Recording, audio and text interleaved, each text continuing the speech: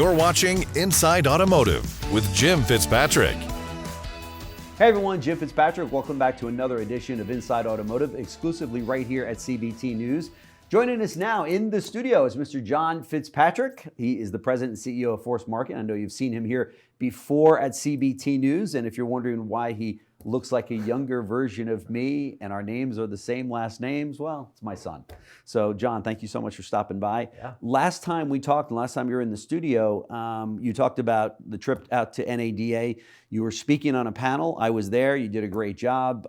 Talk to us a little bit about that. It was the J.D. Power Summit, right? J.D. Power Summit, and we had a great panel. We were talking about the EV topic, which is a big one. That's right. And every dealer wants to know what's going on in that area. That's right. And it's kind of become almost like a political topic inside of auto in terms of where you stand on it. That's right. And so anyways, we tried to break that down. We had Michael Berube of the Department of Energy and Mike Stanton and Rebecca from Cars.com and my buddy Chris May from JM&A. And we had a good discussion from different points of view. Yeah, it really was. All around, the EV evolution. Sure. We're past the revolution, it's the evolution. How are we evolving into this new product? And there were many different opinions up on that. Not everybody was There rowing were. in the same direction. Yeah. Maybe even some breaking news, right? Michael Berube kind of shared some things that Mike Stanton didn't realize, and he was like, wait a second, I hadn't heard that yet. And I think that's the whole concept that we were there to, or at least I was there to sort of shed light on is, this is moving at such a fast pace. Right. We have gone too far too soon. There's no doubt about it. But that toothpaste is out of the tube, as they say. Yeah. So now how are we going to connect with the consumers that are shopping for EVs or considering EVs? Right. Are they taking longer in their customer journey to figure out if the EV is right for their family? Right. Absolutely. Right? But we can do a good job to educate throughout that process to make sure that our teams at the dealership and in the BDC center is adequately trained to handle the EV questions that are going to come into the dealership. Right. And the product differentiation of, well, what does it mean to own an EV vehicle versus an ICE vehicle? And so I sort of took the standpoint of, the Department of Energy and the head of the NADA can sort of debate on, the government and the incentives. They're both trying to serve two different elements there, right? I mean, And then look, Mike Stanton, God bless him, he's got 17,000 new car dealers going. I've got product coming left and right, and I'm not really set up to. And we don't have consumers banging the door down for them. Right, and so what I was there to share was that I think the consumers are there, right? I think they may not be quite there for the amount of inventory that's coming. Yeah. But for the inventory that's on lots right now, we can move those by properly connecting with consumers that are searching for them. Okay, it's a big statement you're making there because there's dealers that are going, wait a second, John. I know. We got these. I know, and they're looking, and as they should, they're looking forward to going, well, we've got 50 more models coming, and we've got all these incentives coming, and look, I think. Obviously, what came up a lot was the charging infrastructure, right? And the sentiment from the consumer that until you've got that infrastructure in place, I don't know that I'm purchasing that. Right. And then the affordability kept coming up. But look, just since NADA in the last 2 to 3 weeks, you're looking at the affordability metrics come down quite a bit. Yeah. And when you think about affordability as not just purchase price, but cost of total ownership. Yeah, you take out the gas, right? It's a different conversation. Right. Right? So everybody's focused, as they should be right now in today's economy, and with interest rates, but obviously with inflation, you're thinking about month to month. Right. We've got a month-to-month buyer. Mike Stanton brought this up. But what about the guy that needs to just care about the consumer that's just focused on getting through the month with their monthly payments? Well, the gas tank is a big one, right? And so what the EV offers it's $100 every time I fill up my SUV. Every week, $100. Well, just under. It's like $95. Right. So, Mr. or Mrs. Consumer, take that line item out when you buy an EV, to some degree. Now, there's some charging components, cost, right? But when you look at total cost of ownership, it's a lot more affordable than the public believes it to be. That's the education gap we're talking about. Right. Or at least we're trying to present, is that there may be a way to have a different discussion with consumers around this brand new product. Same thing, we had Stuart get up there, Stuart Strop, from J.D. Power, and he shared some very real statistics about EV charging. 85% of EV charging is happening at the home. Yeah. Wow. So while infrastructure is the top concern or fear, creating pause in the dealership to not buying one, the reality is 85% of the charging is happening at home. That's right. So these are things we need to help educate the consumers. And that was the sort of the debate, if you will, on the stage, was the different levels of, the product's here, how do we sell it? More is coming. There's all of this fear and anxiety around. Share the statistic that that you shared up on the stage, which was which was, I think, was an eye opener for many of the people in the audience, which was about the number of people that were searching on Google for EVs. Yeah, we're monitoring this closely, Yeah. right? With all of our partners, Yeah. right? Google and Facebook and, across Amazon partnership with streaming media is, what are the consumers shopping for? And so the data that I shared was 33 million car shoppers went to Google and asked for information about an electric vehicle. 33 million. December, Right. just in December. Wow. Okay. That 33 million is up 15% year over year. So Wow. from December 22 to December 23, we're up 15% in total searches. Right. That's in 1 month. Now, last year, we saw that 40% of those searches, 30 to 40% of those searches, I think it's 34% of those searches, okay, had an OEM tied to it. So they're looking for an electric vehicle specific to Ford, specific to Chevrolet, specific to Tesla, right? Well, a large majority of those, 70% last year, the OEM that they were focused on was Tesla. So they're searching for EV, but they're very much searching for that Tesla. Yeah.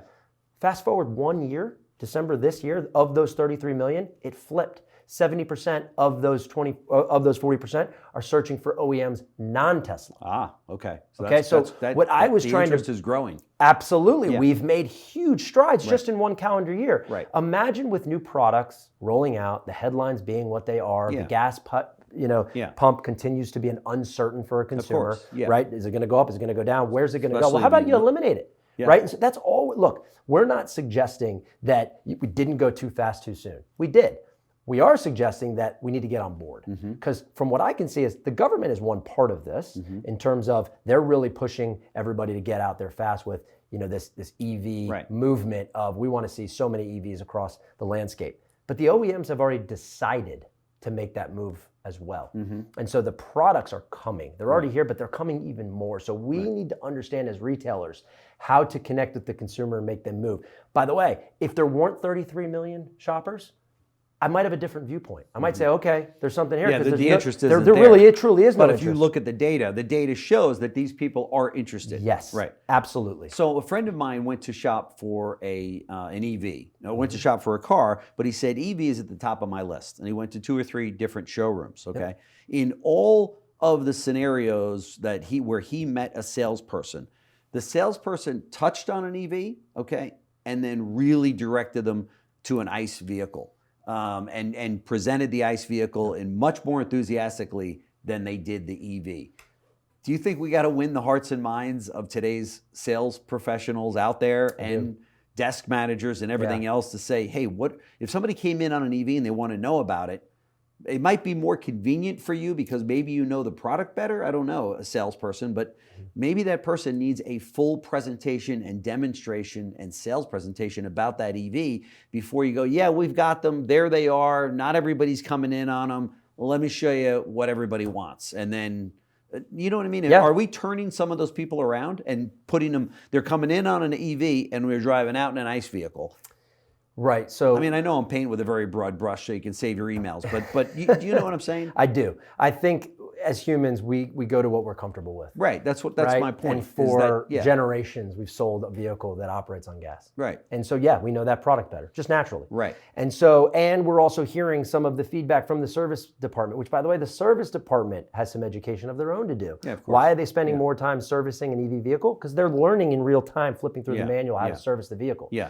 By the way, there's a whole nother concept about customer lifetime value that's rooted inside of this new EV product that we were also talking about. Yeah. Right, and we'll get to that, I'm sure, in a second. But I think you're right, Jim. I think that this education process is from dealer to consumer, but it's also from dealer to team, from manager to team, from OEM to dealer. I think across the board, when we say we've moved too fast, we've moved too fast in every category. Of course. Not just building the product, pushing it, incentivizing it. Yeah.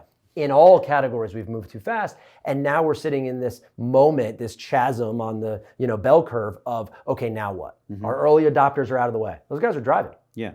More importantly, and this flips into customer lifetime value, the EV buyers are buying, because we're starting to see the data, buying a second EV or a third EV. Right, which means they like it. They like this whole new lifestyle, Correct. This new way to drive a vehicle. That's exactly right. You're not and you're saying, seeing, I'll never buy one of those again. That's right. When we went back about 2 years ago, we were seeing that these early adopters would, let's say on average they have 2 vehicles in the garage.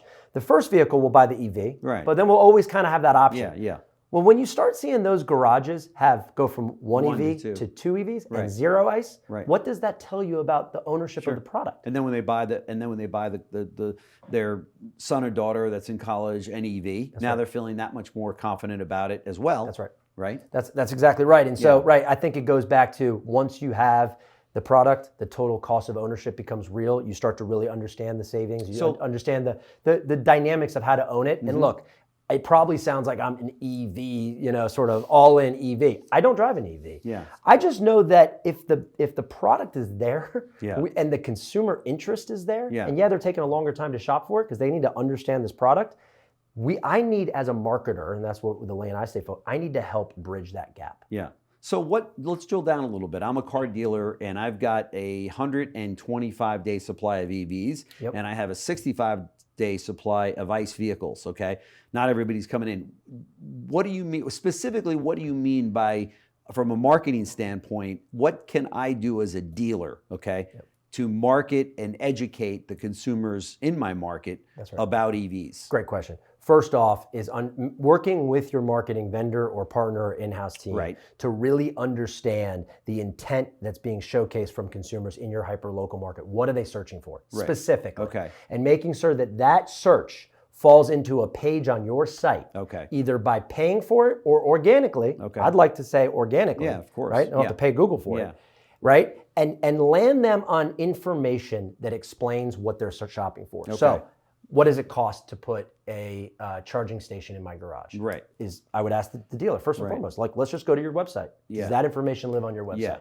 How about a comparison page of the model segment that you have creeping up in that 120-day supply? What would be the other item that shopper, that buyer, might also search for in the ICE vehicle? Okay. Have a comparison page on your website, not the OEM site, on your website that explains the difference in total cost of ownership, in how to buy, how to maintain of those two vehicles.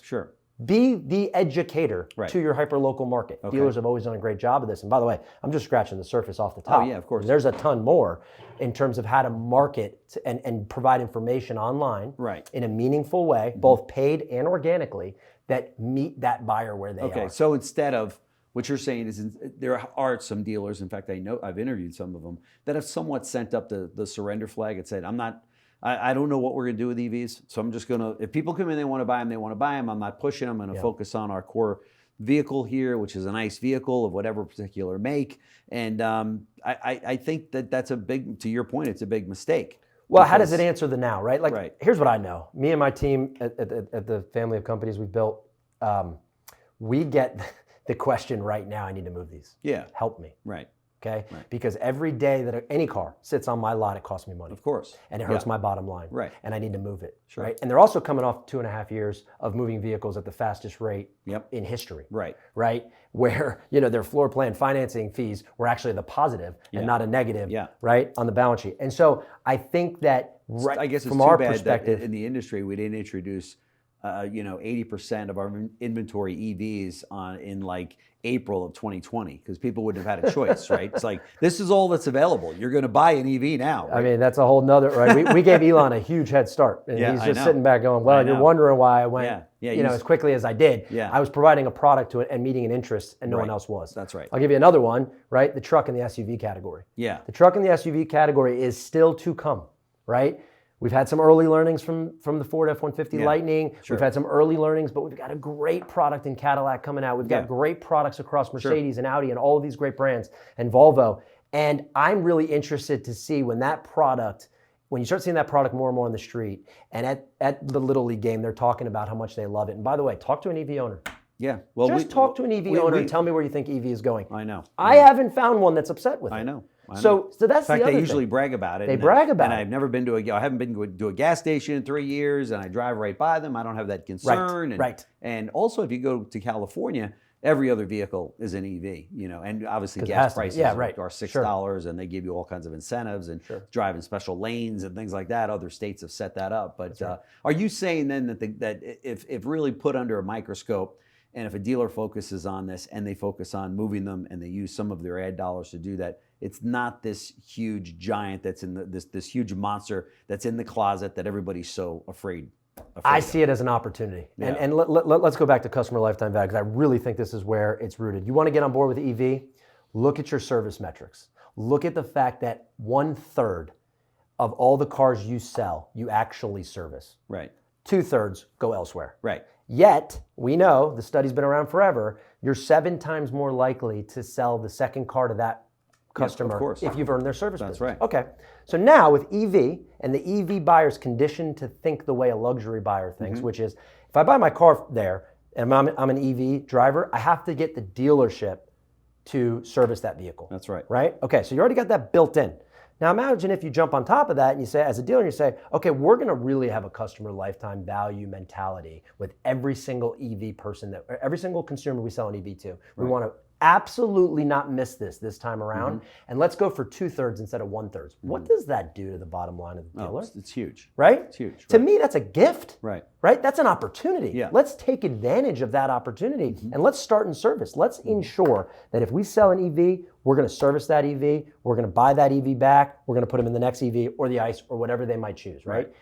It may sound like we're flipping, my mindset's flipping to all EV in the camera. It is not, right? We understand it's one product of many that the consumer has to have, but the toothpaste is out of the tube. We've got to jump in. We've got to jump in and get our hands around it as dealers in all of the markets. Well, I think with the dealers, with the letters that they're writing to Washington and the dealer meetings that are taking place and the discussions at NADA and what have you, is while the toothpaste is out of the tube, I think what dealers are saying is, please don't send us any more toothpaste. Fair. Fair. Let us get our hands around the current. We are here where we are right now. That's right. But we don't want to make the situation worse. That's right. Where you continue to send us. So it's everybody's trying to figure it out.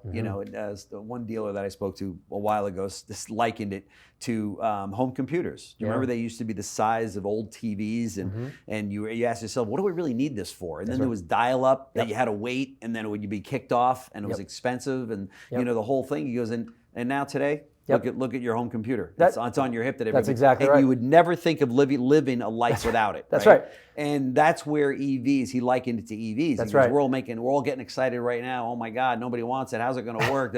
He goes, but now we're, 10 years fast forward, we're going to sit back and laugh and go, what was all the hoopla about? That's right. Oh my God. That's right. To your point, I just saw an old interview with Steve Ballmer when he was the CEO still of Microsoft. You might have saw this, right? And he laughed at the iPhone. He goes, we sell millions of phones, right? Apple at the time sells no phones. Right. So let's see, right? They've spent more money than ever than product development in the history of phones, right? And now we both have iPhones. That's right. And he said it was $500. Who's going to pay $500 for an iPhone? That's right? And then he said, we'll see. Well, we have seen what happens to that. And now I just read a stat, or actually one of our great partners at Berkshire Hathaway Automotive shared with me a stat earlier today on a conference call that Apple's market cap has just surpassed France's GDP. Oh my gosh. Wow. And why do you think that is? Wow. So look, can we make a comparison directly to EV? No, but we can understand that innovation does take time. Right. The learning metrics of the consumer to that innovation does take time. Yeah. We are past our early adopters, I believe, in EV. We're in that chasm on the bell curve. Right. And we're starting to go, okay, how do we transition this thing to be real? Right. Time is now. And I think the early movers, like first mover advantage always has, is going to continue in these marketplaces. Right. The question I would say is, are you that dealer, or do you want to sit back and wait? Right. So before I let you get out of here, talk to us about your booth at NADA. It was right there at the center. When you walked right in, you couldn't miss it. It was right at one of the main entrances. How did you find the sentiment to be among dealers? Are they feeling good about 2024? The energy was awesome. Okay. It was just awesome. I mean, you've got folks that are coming off of record years in profitability, so they're happy, right? But they know that things are changing in real time, and they're like, you know what? I know we might not have looked at that particular product that you offered at last year's NADA. We actually really need it now. And my joke's been, it's nice to feel needed in automotive marketing again, because it does feel good to be needed in automotive marketing again. And we're really leaning in. Budgets are increasing because the market has dictated that we have to fight for market share again, right? And all the dynamics have changed. And so we're really excited about that energy. And everybody was opportunistic. I did not see, even on this EV topic, right? The biggest naysayer in the world of EV that walked into our booth was still relatively positive, if that makes sense. Yeah. Like they were like, I wish I didn't have to deal with EV, but you know what? Let's sell them. We'll figure out a way to sell them. So I think that's where some of the headlines have gotten a little negative in the press on EV woes, and they're kind of riding that wave. But the reality is that, look, dealers have always been incredibly resilient and understanding how to battle whatever's thrown at them. Right. This is just another challenge, and I think again because of the fixed ops side, I think it's an opportunity. I agree. John Fitzpatrick, President and CEO of Force Marketing. I think that was your 18th appearance, right? Yeah. To have the booth there at NAD. That's pretty cool. Well, everyone was how'd you get such a great spot? It was like 18 consecutive years. That's how we got a great spot. That's right. Yeah. Do not miss an NAD. Don't miss an NAD. If you're an exhibitor, that's the key, right? That's great. Well, thank you so much for stopping by. I really appreciate it. And yeah, love to do a follow-up with you. Let's do it. Moving along. Thanks. Thanks for watching Inside Automotive with Jim Fitzpatrick.